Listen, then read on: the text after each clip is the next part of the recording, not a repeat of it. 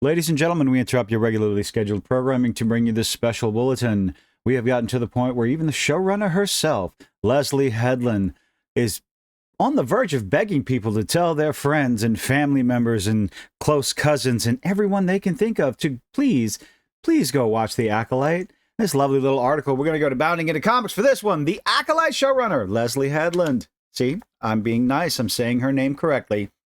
Says fans who want a second season should, quote, encourage your friends. They're not going to be your friends anymore if you make them watch this. To watch the show, recommends telling skeptics don't pay attention to the IMDb score. Well, here's some good news. Most normies really don't go to the metric sites, the aggregate review sites like IMDb and Rotten Tomatoes. For other reasons, they're just not aware of these sites. They don't care about these sites. Word of mouth is what gets people to watch shows, and unfortunately, the vast majority of word of mouth for The Acolyte isn't really all that good. But let's get into this article. Pardon me.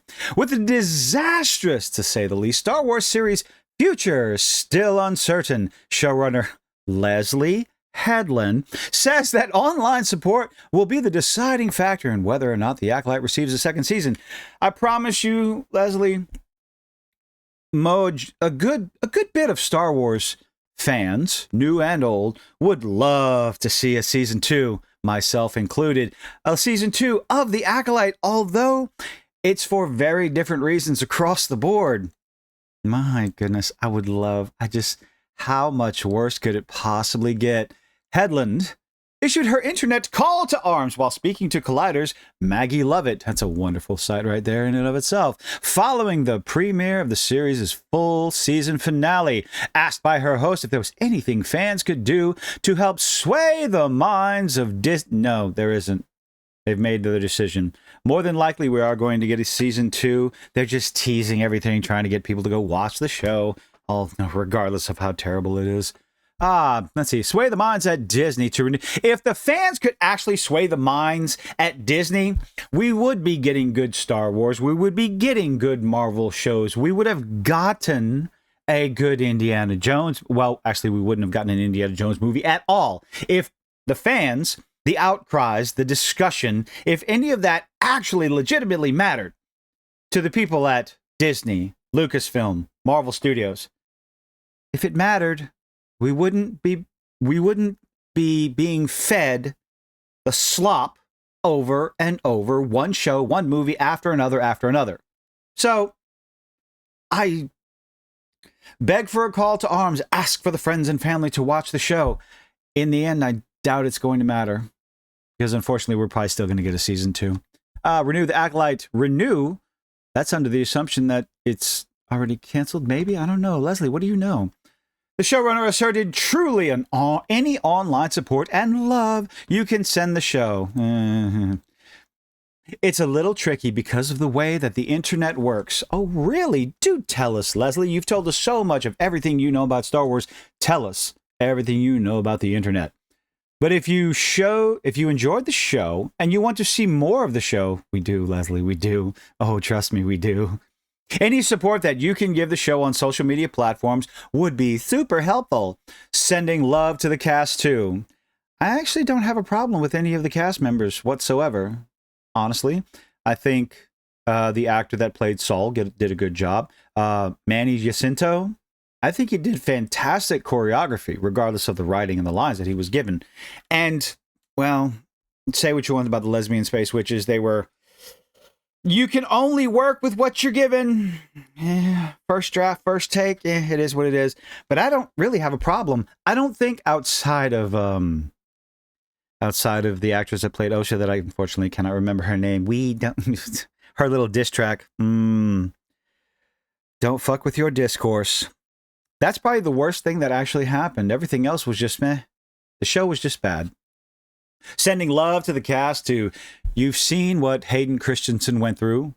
I'm sorry, went through when they brought him back and everyone just fell on their feet and worshiped the ground that he walked on in Acolyte because he did a fantastic job.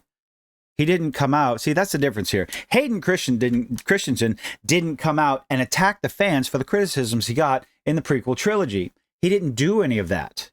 He didn't say, well, you just don't like me because you're this and you're that, or you just don't like this. He didn't insult anyone. He didn't attack the fans, unlike modern day Disney. So, makes you wonder. He's getting the love. He's getting the love now, but give the love now if you enjoyed the performances. And I definitely agree. You should. Whether or not I agree with the performances and how good they were, if you enjoyed it, tell everyone. Just tell us why and how you enjoyed it. That would be nice. I'm curious. Even if you were, excuse me, even if you were kind of like whatever on the show, if you enjoyed the performances, get on their social media, let them know that you love them, especially the guy that thought Anakin blew up the Death Star, or that you support them and that the performances were great. I do know how to speak. English is my first language. That might be my first problem. As to what specific actions such online support would entail, Headland recommended, quote, encourage your friends to watch the show. That'll be a surefire way to have less friends in the end. A lot of my work has been word of mouth. And like I said at the beginning of the video, a lot of these shows, a lot of these movies live and die on word of mouth. It can give a show, it can give a movie at the theater, it can give it legs to keep going and going and going. Easily, that's what happened with Inside Out 2, that surpassed, what was it, Super Mario Brothers movie as far as animated box office. So yes, absolutely, word of mouth can keep something going. It can also help it die on the vine. So just telling people don't pay attention to the IMDb scores. Yeah, again, most normies, they don't go to these sites. They talk to their friends, they talk to their family, they talk to other fans. If you enjoyed it, tell people. Agreed. If it kind of seems that it's a sort. Okay, how does she talk like this? It kind of seems that it's sort of basic, but I think what's interesting is that nowadays, if you like a show, you're very rarely going to go online and be like, I like this show. Well, unless you're terminally online like people on Twitter. You watch it and you move on. Maybe you mention to somebody over dinner and be like, oh, I just binged this show. It was fun. Lee Jung-jae is an awesome actor. Yes, he is, but the material he was given, it kind of, fell flat towards the end. Not his fault. Definitely not his fault. It usually comes up that way as opposed to going online and saying, quote, I love this show. So if you did love this show, then pivot and be appreciative. Let me give you an example of something I have a tendency to do. Arcane. I absolutely love Arcane. I don't generally get online and talk about the love and adoration I have for Arcane and the characters, the music, the story, the plot, the animation. What I do is when I find out someone likes any sort of animated show, any sort of episodic show, I ask them, hey, have you watched Arcane? When they say no, I said, you should do yourself a favor and go watch it. Everyone. Generally, if I interact with someone more than 3 times, I'm going to talk about it. Why? Because it was a fantastic show. With Arcane, with the Acolyte, mix those two up. That's a terrible take. I do the exact opposite. No. Most Star Wars friends that I know that haven't watched it, which would be weird because most of the friends I have that are Star Wars fans are going to be watching these things. Simply because they're fans. But if they haven't watched it, I say, yeah, don't bother. It's not well written. Let's see. Drawing her thoughts on the matter to a close, Headland ultimately affirmed, by the way, I know this is already happening. Then wait, hold on.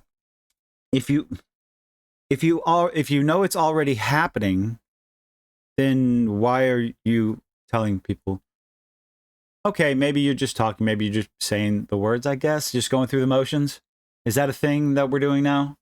Maybe. People have been sending me fun tweets and beautiful artwork. Oh, they're going to start sending you the wrong kind of artwork there. Oh boy. And all of us, oh no. Smilo ran with Jedi Squid Game in that Rule 34 artwork. Look, the image popped into my head, so it's going to pop into yours now too. You're welcome. You know it's happening. You know it's out there. If not yet, it will be there soon. Although if it's not out there yet, I'll be very confused. Internet, what are you doing? No. Okay, I know it's out there. But if you aren't doing it, I would encourage you to do it and support the show. So Thank you. Oh, we're definitely being supportive of the show by talking about it. Curious, with Headland's interview, it appears that asking fans to help save a franchise television entry from its own poor performance has become the standard operating procedure for the overall Star Wars universe. Previously, Obi-Wan Kenobi star Ewan McGregor told fans that should they wish to see him return in another solo adventure, they could help make it happen by directly contacting Disney. That's kind of sad, Ewan. You shouldn't be begging.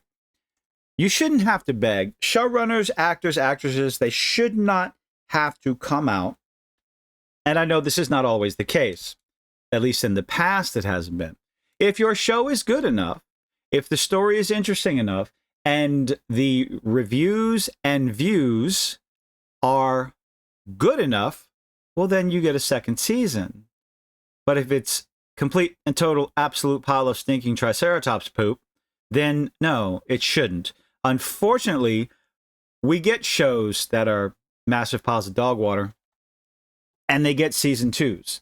They spend another $180 million on another episode, another 8 episodes, or another movie, $300 million on a movie that's going to tank hard at the box office.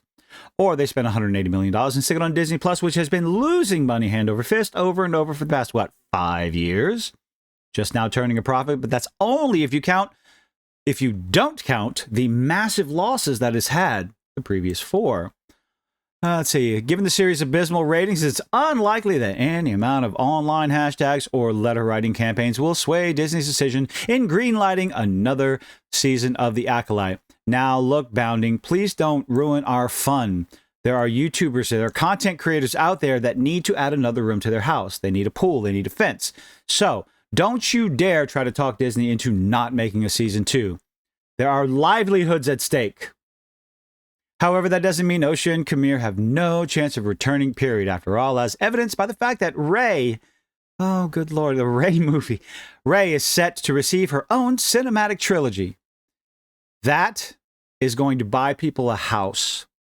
Disney is not averse to doubling down on those aspects of the franchise canon that most fans can do without. Well, they're not the real fans, right? The fans that aren't interested in a Rey movie, they didn't like The Acolyte, they scoffed at Ahsoka and didn't care for Obi-Wan Kenobi.